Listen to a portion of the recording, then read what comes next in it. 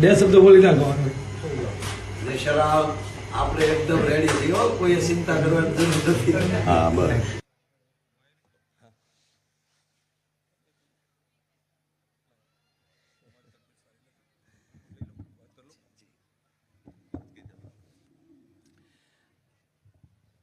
થોડીક મારી તબિયત આ જિંદગીમાં પહેલી વાર આવી બગડી છે, એટલે હું આપ બધાની માફી માગવા માટે,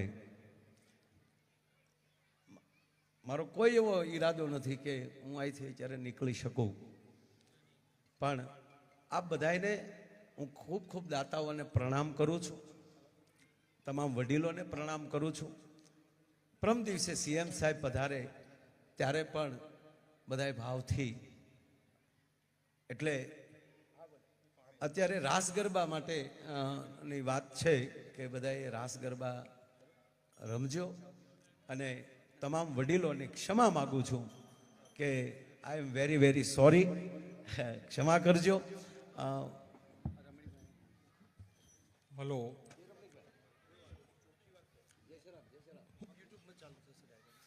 અત્રે પધારેલા ગામના વડીલ ભાઈઓ બહેનો દાતાઓને એક જાણ કરવાની કે માયાબેને અડધો કલાક પહેલાં થોડો છાતીમાં દુખાવો ઉપડ્યો છે.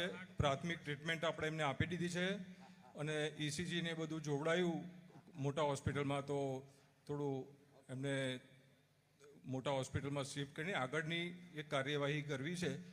આપણા મહેમાન છે, જવાબદારી આપણી ડબલ છે. તબિયત પહેલી, શરીર પહેલું. પ્રોગ્રામો તો આવશે ને જશે. એમને કીધું કે હું પ્રોગ્રામ પૂરો કરીને જ જઈશ, પણ અમે કીધું તમને 5 મિનિટથી વધારે અમે નહીં આપ બોલવા દઈએ, અને અમારી જવાબદારી છે, મહેમાન અમારા છો તો અમે એમને આપને શિફ્ટ કરશું. તો માયાબી આપ ચિંતા કરશો નહીં, બધાના આશીર્વાદ છે, બધાના. આપણે બહુ સારી રીતે ટ્રીટમેન્ટ થશે અને બધું સરસ થઈ જશે. માતાજી ભગવાનને પ્રાર્થના કરો.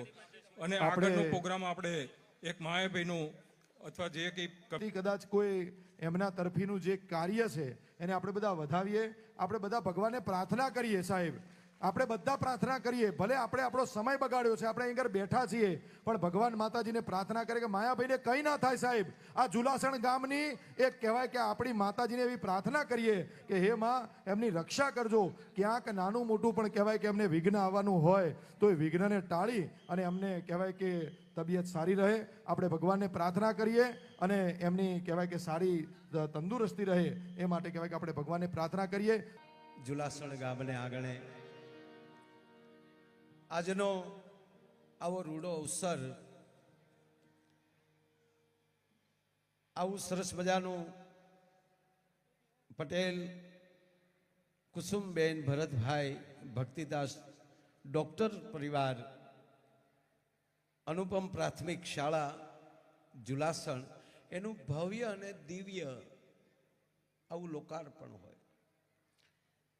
દાતાશ્રીઓના સન્માન, પહેલા તો આ દાતાઓને તાળીઓના ગગડાટથી વધાવો, કારણ કે મને એક મને બહુ એ વાત ગમે છે કે તમે ગમે ત્યાં રહેતા હો, પણ વતન, ભગવાન કૃષ્ણ કહે છે અર્જુનને, હે ધનંજય,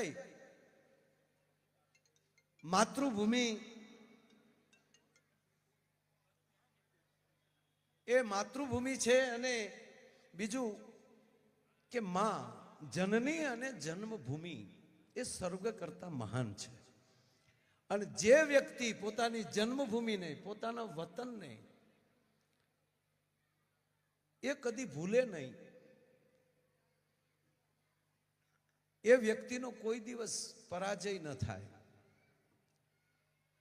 તો આજે દાતાઓ જ્યાં અમેરિકાથી કેમભાઈ ને બધા, અમે જ્યારે માં ઉમિયા માતાનું મંદિરની જ્યારે પ્રતિષ્ઠા હતી ત્યારે જુલાસણને યાદ કર્યું. થોડીક મારી તબિયત આ જિંદગીમાં પહેલી વાર આવી બગડી છે, એટલે હું આપ બધાની માફી માગવા માટે, મારો કોઈ એવો ઈરાદો નથી કે હું અહીંથી જ્યારે નીકળી શકું, પણ આપ બધાને હું ખૂબ ખૂબ દાતાઓને પ્રણામ કરું છું, તમામ વડીલોને પ્રણામ કરું છું. પ્રમ દિવસે સીએમ સાહેબ પધારે ત્યારે પણ બધાએ ભાવથી, એટલે અત્યારે રાસ ગરબા માટે ની વાત છે કે બધાએ રાસ ગરબા રમજો, અને તમામ વડીલોની ક્ષમા માગું છું કે આઈ એમ વેરી વેરી સોરી, ક્ષમા કરજો.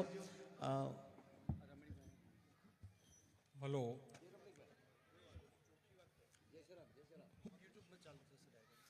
અત્રે પધારેલા ગામના વડીલ ભાઈઓ બહેનો દાતાઓને એક જાણ કરવાની કે માયાબેને અડધો કલાક પહેલા થોડો છાતીમાં દુખાવો ઉપડ્યો છે.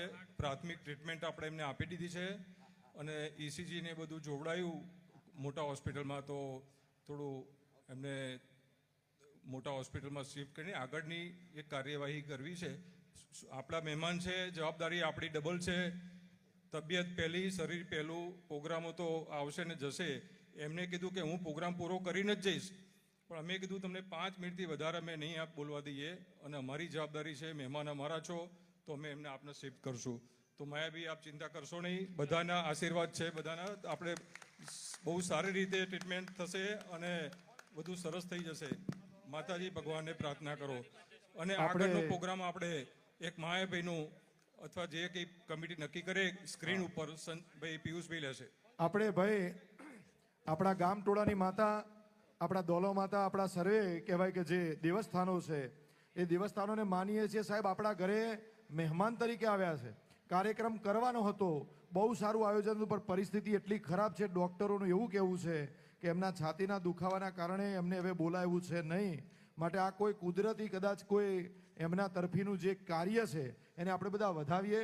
આપણે બધા ભગવાનને પ્રાર્થના કરીએ. સાહેબ આપણે બધા પ્રાર્થના કરીએ, ભલે આપણે આપણો સમય બગાડ્યો છે, આપણે અહીં આગળ બેઠા છીએ, પણ ભગવાન માતાજીને પ્રાર્થના કરે કે માયાભાઈને કંઈ ના થાય. સાહેબ આ જુલાસણ ગામની એક કહેવાય કે આપણી માતાજીને એવી પ્રાર્થના કરીએ કે હે માં એમની રક્ષા કરજો. ક્યાંક નાનું મોટું પણ કહેવાય કે એમને વિઘ્ન આવવાનું હોય તો એ વિઘ્નને ટાળી અને એમને કહેવાય કે તબિયત સારી રહે. આપણે ભગવાનને પ્રાર્થના કરીએ.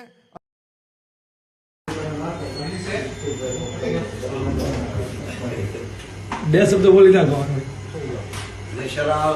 આપણે એકદમ રેડી થયો, કોઈ ચિંતા કરવાની જરૂર નથી.